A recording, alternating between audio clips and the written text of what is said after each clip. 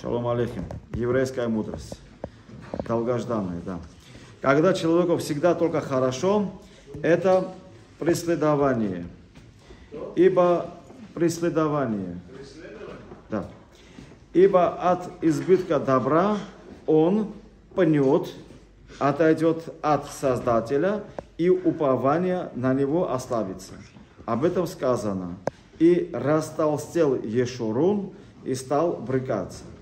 Наоборот, человеку хорошо испытать немного страданий в этом мире, ибо они приблизят его к служению Творцу. И об этом сказано в Теилим, 25 глава, 17 пасук.